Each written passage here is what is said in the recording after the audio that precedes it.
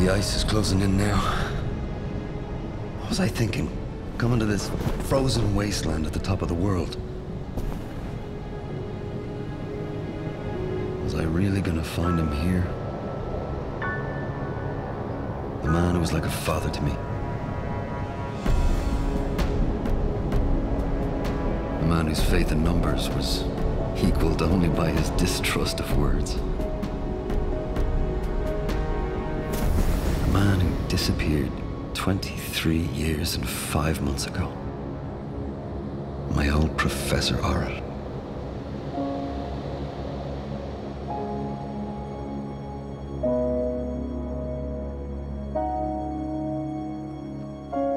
I still remember the way he spoke, even though he was already unwell.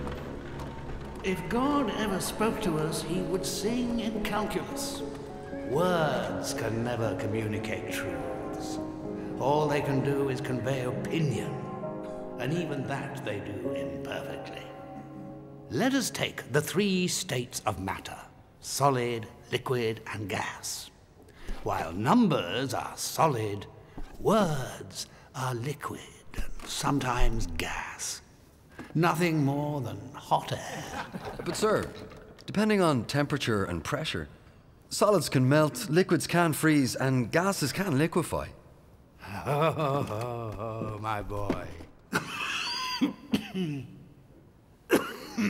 You fail to recognize a metaphor. Were I to announce that it was raining cats and dogs outside, would you rush to the window in anticipation of seeing tabbies and cocker spaniels falling from the sky? Your point, however, does help confirm that words are slippery and unreliable. Now, let us return to the certainty of algebra. The professor had been unnerved by my challenge. That day in question was the 23rd of May. He'd set the class a geometry problem. Paper after paper had produced wrong answers, and just as he was becoming dismayed... Aha, finally. It was my paper that had the right answer. 23 degrees, 5 minutes.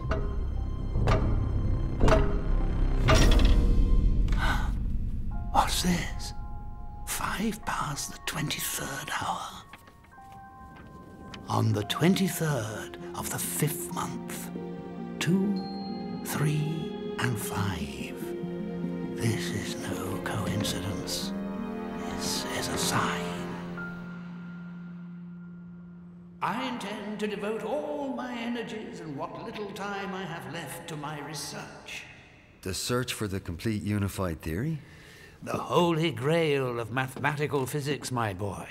The single equation in which all the mysteries of the world are resolved. Won't that take some time, Professor? Time is not on my side. So I have resolved to retire from lecturing at the end of term. I can teach you nothing more. Assist me now. And who knows what the future holds for you. All through that summer, he worked tirelessly. He was convinced that the numbers 2, 3, and 5 were of great significance. It's a sequence of prime numbers. They appear everywhere. Look at your hands, my boy. 2 hands, 5 fingers, 3 knuckles. Observe the way this plant grows. 2 branches into 3, which branches into 5. Can you hear it? The numbers are there in the rhythm and harmony of music. It's a miraculous series of numbers. It's been called the Golden Spiral, contained in the simplest of things, right through to the largest bodies. He tried every possible permutation and combination. When the new academic year began, he was at an impasse.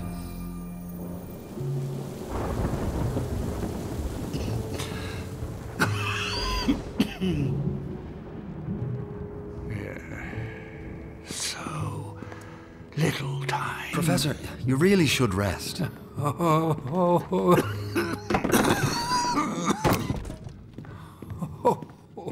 my world has shattered. Good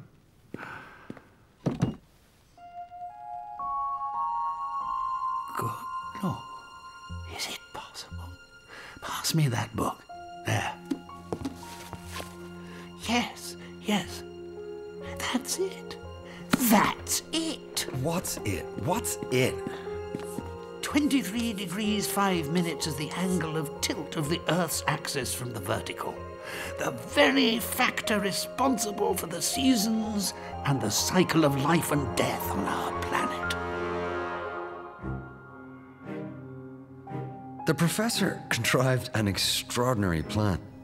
At the North Pole, where the world revolves more slowly, I will build a well-insulated dwelling at the angle of 23 degrees 5 minutes from the vertical. These boots I have designed will ensure I remain at an angle of 23 degrees 5 minutes in the event I have to venture out. Don't you see, my boy? My life will be greatly prolonged by living at the pole and at an angle that compensates for the tilt of the Earth's axis. This will eliminate the seasonal factor and the consequent cycle of life and death. In one move, I will have all the time and privacy required for this great work.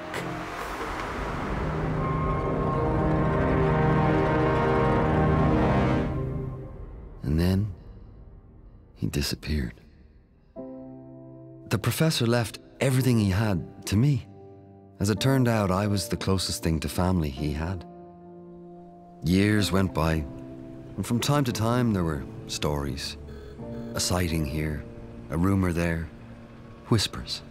Always going further north. Until finally, silence. I never forgot my debt to the professor, and my curiosity as to what became of him grew year by year. So, when I reached the age he was when he disappeared, I decided to follow in his footsteps.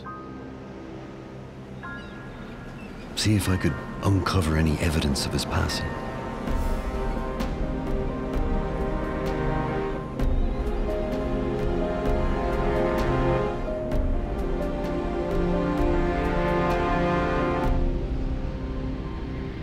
And that brings me to my current predicament.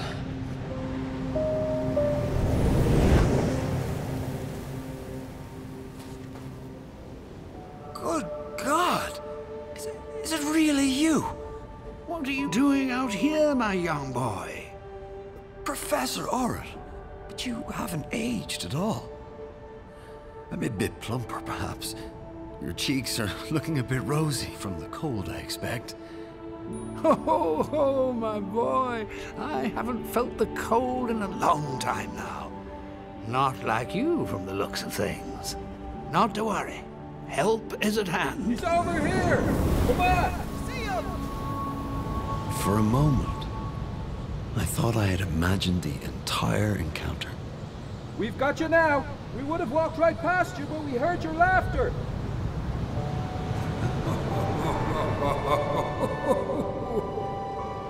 That wasn't me laughing.